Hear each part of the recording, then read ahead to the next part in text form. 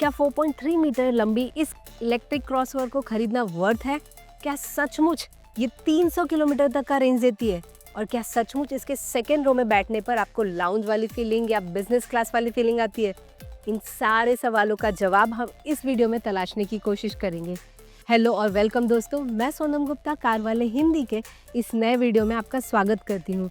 और वीडियो में आगे बढ़ने से पहले आपसे रिक्वेस्ट है कि हमारे इस चैनल को सब्सक्राइब कर लीजिए और राइट साइड बने बेल आइकन को प्रेस करना भूलेगा नहीं, ताकि सबसे पहले आप हमारे वीडियोस देख सके।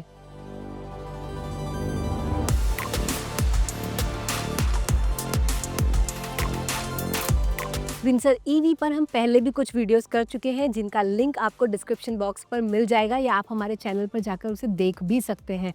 वैसे इसके लुक के बारे में हमने वहाँ बात की है। अगर आप इसके फ्रंट लुक को देखते हैं तो आपको थोड़ा थोड़ा upper part MG comet EV की याद दिलाता है और लोअर पार्ट में थोड़ा सा डिज़ाइन ऐसा है कि जो काफ़ी पोलराइजिंग है। कह सकते हैं कि कुछ लोगों को पसंद आ सकता है और कुछ लोगों को नहीं। और इसका रिएक्शन जो है हमारे कलीग्स के द्वारा मैं आपको दिखाने की कोशिश करूँगी कि उन्होंने जब पहली बार विंसर ईवी को देखा तो उनका रिएक्शंस क्या थे। चलिए देखते हैं। तो चलिए जानते हैं मेरे कलीग से कि उन्हें विंसर ईवी पहले लुक में कैसी लगी। पहले हम श्रुति से जानते हैं। श्रुति, आपको कैसी लगी विंसर ईवी? पहले लुक में आगे से इट्स काइंड ऑफ फनी मेरे लिए, बट साइड वेज अच्छी है। I like the door handles और अंदर से कंफर्ट वाइज अच्छी है। पीछे से लुक अच्छा है, उसका बूट स्पेस भी अच्छा है, बट ओवरऑल डिज़ाइन वाइज मेरे स्टाइल की नहीं है। मुझे ये लुक अच्छा नहीं लगा इसका। ठीक है, अब हम द्विज से जानते हैं कि द्विज को कैसी लगी ये गाड़ी देखने में। इनिशियली जब मैं देखूँ तब मुझे फ्रंट से ऐसा लगा कि Volkswagen बीटल के फ्रंट बम्पर को रीपर्पस करने की ये नाकामयाब कोशिश रही है। याद दिला दी। ऑल इन ऑल मुझे डिज़ाइन बिल्कुल भी पसंद नहीं आई और बैक से डिज़ाइन ठीक है, but flush door handles are the welcome addition, but other than that not so good. मुझे इतनी पसंद नहीं आई डिज़ाइन। तो लुक वाइज श्रुति और द्विज को तो ये गाड़ी नहीं पसंद आई है, लेकिन इस पर डिटेल में हमने जो वीडियो किया है उसे आप आई बटन में जाकर देख सकते हैं।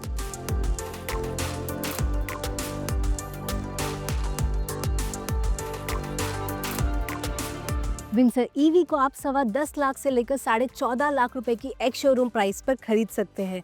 अब आप सोच रहे होंगे इसकी कीमत इतनी कम कैसे है, ये एक ईवी है। तो वो इसलिए क्योंकि MG ने पहली बार भारत में बास सिस्टम इंट्रोड्यूस किया था विंसर के साथ, जिसमें आपको बैटरी एज अ सर्विस मिलती है। यानी आप बैटरी को कार के अलावा अलग से अलग अलग कह सकते हैं एजेंट्स के ज़रिए खरीद सकते हैं, जिसमें आपको बैटरी की प्राइस अलग अलग पड़ जाएगी, जिसमें आप 2 साल से लेकर 4 साल 5 साल के लिए इसे रेंट आउट कर सकते हैं। तो इससे ये होगा कि आपको एक मुश्त बहुत ज़्यादा कीमत गाड़ी के लिए नहीं पे करनी पड़ती और आप जितने लंबे समय तक गाड़ी को यूज़ करना चाहते हैं बस उतने समय के लिए आप बैटरी को रेंट आउट कर सकते हैं। वैसे आपको बता दें कि विंसर ईवी केवल एक बैटरी पैक ऑप्शन के साथ आती है, जो है 38 किलोवाट आवर का, और वो क्लेम करती है कि ये गाड़ी आपको 331 किलोमीटर का रेंज देगी। वैसे कार वाले ने इसे टेस्ट किया और जाना कि इसका असली रेंज रियल वर्ल्ड में रियल सिचुएशंस में ये कितना माइलेज देती है। तो असल वर्ल्ड में इसने हमें 263 के अराउंड रेंज दिया है, जिसमें हमने इसे हाईवे पर भी टेस्ट किया, सिटी में भी टेस्ट किया है। तो यानी कि आप इसे एक रूटीन के लिए या आप कह सकते हैं आप पूरे हफ्ते इसे आराम से अपने ऑफिस ले जाने के लिए ज़रूर इस्तेमाल कर सकते हैं। बात करें चार्जिंग की तो 45 वॉट्स के चार्जर के साथ आपको 0 to 80% तक इसे चार्ज करने के लिए केवल 55 मिनट का वक्त लगेगा।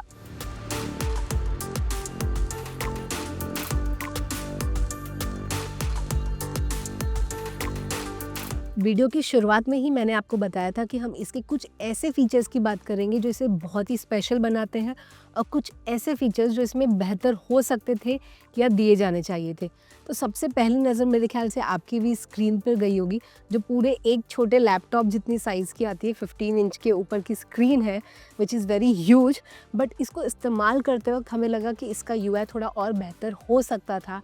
आपको ये बहुत ज़्यादा फ़ोन जैसी फीलिंग देता है इंस्टेड ऑफ एक कार की स्क्रीन की। वहीं ड्राइवर्स डिस्प्ले बहुत ही छोटा 8 इंच के तकरीबन दिया गया है, जिसमें अगर आपको देखना है कि आपका कितना रेंज बचा हुआ है या कितना बैटरी बची हुई है तो आपको बहुत ध्यान से देखना पड़ता है, क्योंकि ये बहुत ही छोटी स्क्रीन है। वहीं अगर दूसरी चीज़ जो मैं बताऊँ इसके कॉन्स की तरह काम करती है, इसमें आपको टच बटन्स नहीं मिलते, कोई भी फिजिकल बटन्स नहीं मिलता है। यहाँ पर सिर्फ थैंकफुली AC के लिए बटन दिया गया है, बाकी सारी चीज़ें आपको स्क्रीन से करनी पड़ती हैं। यहाँ तक कि आपको ORVM एडजस्ट करने के लिए भी पहले स्क्रीन से सिलेक्ट करना होता है, तब आप उसे स्टीयरिंग व्हील से एडजस्ट कर सकते हैं। सनरूफ खोलने के लिए भी आपको स्क्रीन का इस्तेमाल करना पड़ता है। तो मुझे काफ़ी टाइम लगा इसमें एडजस्ट होने के लिए। शायद अगर आप इसे ख़रीद रहे हैं तो आपको थोड़ा वक्त लगेगा इसे समझने के लिए कि ये कैसे वर्क करता है, इसको इस्तेमाल कैसे करना चाहिए। अब इसके 2 प्रोज़ की बात करें तो पहला है, इसमें आपको बहुत ही बड़ा सनरूफ मिलता है। हाँ, ये ओपन पूरी तरह से नहीं होता है, मतलब आप ग्लास को ओपन नहीं कर सकते। ये आपका जो स्क्रीन है वो केवल ओपन होगा, which is a good thing also, क्योंकि आप इसे बेवजह ओपन करके सर निकालने की कोशिश नहीं करेंगे इसकी वजह से। दूसरा जो प्रोज़ है वो है इसके सीट्स। बहुत ही बढ़िया क्वालिटी के सीट्स मिलते हैं, परफोरेटेड सीट्स हैं, तो सामने की ओर आपको वेंटिलेशन का ऑप्शन मिल जाता है। लेकिन आप कह रहे हैं ये बिज़नेस सीट्स है, बिज़नेस क्लास के लिए बनाई गई है, तो पीछे की ओर आपको वेंटिलेटेड सीट्स का ऑप्शन नहीं मिलता है जो दिया जा सकता था। वहीं इसमें आपको पीछे की सीट्स पर हम आपको बताएंगे कि एक और अच्छा फीचर जो हमने इसके वॉक अराउंड के वक्त भी बताया था, इसमें आपको मिलता है 135 डिग्री तक रिक्लाइन करने का फंक्शन सेकेंड रो में। वो मैं आपको करके दिखाती हूँ कि वो कैसा लगता है। इसकी सेकेंड रो की सीट में आपको रिक्लाइन का फंक्शन मिलता है जो 135 डिग्री तक रिक्लाइन होता है, कुछ इस हद तक। तो मेरे ख्याल से अगर आप छोटी मोटी जर्नी पर जा रहे हैं तो अगर आपको आराम करना है तो आप आराम से इसमें रिलैक्स हो सकते हैं। हमने इसे टेस्ट किया और इस पर फीडबैक भी मांगा लोगों का, तो काफ़ी कंफर्टेबल तो है अगर आप लॉन्ग जर्नी पर जा रहे हैं और आप रिलैक्स होना चाहते हैं तो। बस एक चीज़ की कमी खलती है कि इसमें अगर आपको पीछे की ओर एक स्क्रीन दिया जाता तो आपकी जर्नी और भी सुखद हो सकती थी।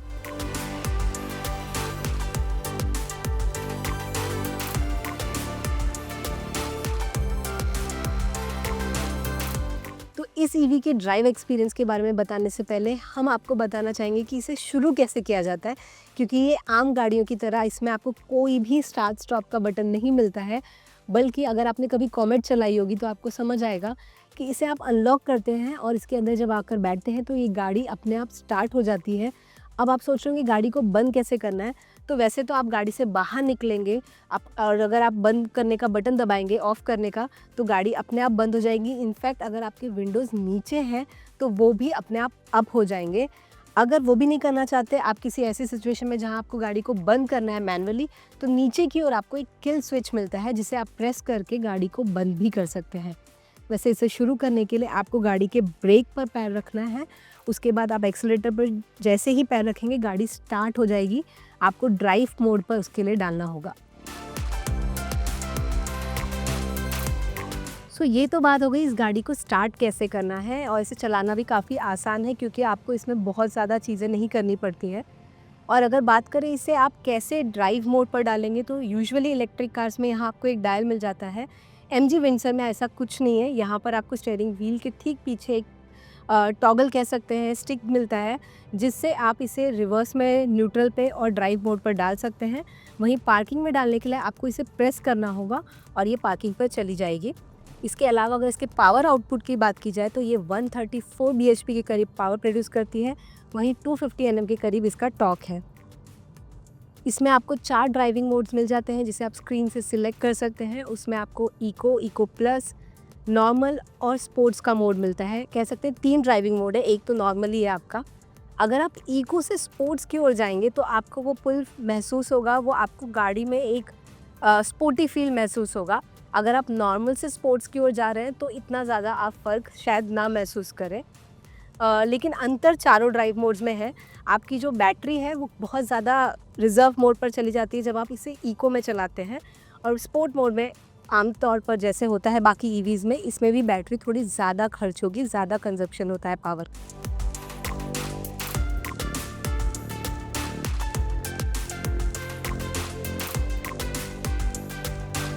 वैसे अगर आप इसे शहर में चलाने के लिए ख़रीद रहे हैं तो केवल आपको एक ही दिक्कत आने वाली है इसे पार्क करने में।